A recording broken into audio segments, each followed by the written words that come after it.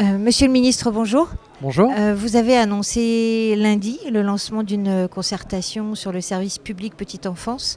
Est-ce que c'est une réforme qui est conciliable avec les difficultés qui ont été notamment évoquées tout à l'heure dans le forum petite enfance, pénurie de professionnels de santé notamment?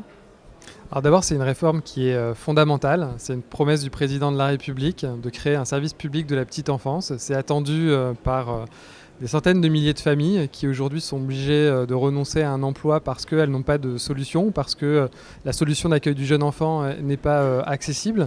C'est une politique publique qui va être au carrefour des questions d'égalité entre les femmes et des hommes également. C'est aussi une politique publique qui va permettre demain de réduire les inégalités dans notre pays, en particulier de lutter contre les inégalités de destin, et donc en accompagnant le développement des enfants dès leur plus jeune âge et pendant les 3 premières années de leur existence. Et concrètement, alors c'est vrai que c'est sans doute trop tôt pour savoir comment ça va se mettre en place, mais en revanche, on s'interroge, ça veut dire quoi? Qu'il y aura un droit pour les familles d'avoir une place en crèche, par exemple, dans chaque commune? Alors aujourd'hui, on estime à 200 000 environ le nombre de places d'accueil qui manqueraient dans notre pays. Et donc l'objectif, c'est de construire avec les acteurs locaux, en particulier les maires, les présidents d'intercommunalités et puis les départements, une offre aux familles pour qu'elles puissent faire garder leurs jeunes enfants.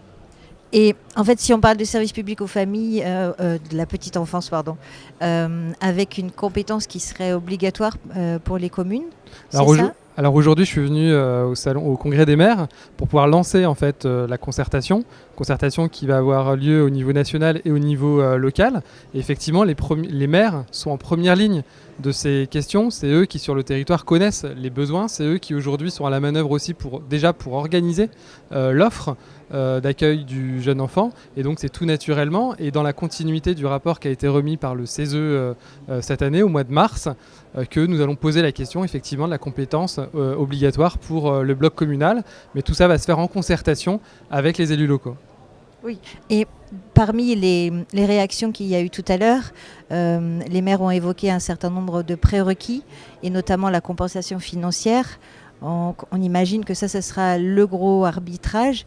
Est-ce que c'est un arbitrage que vous pouvez faire avant ou pendant la négociation avec la CNAF également de la Convention d'objectifs et de gestion? Comment faire en sorte que tout ça s'organise bien?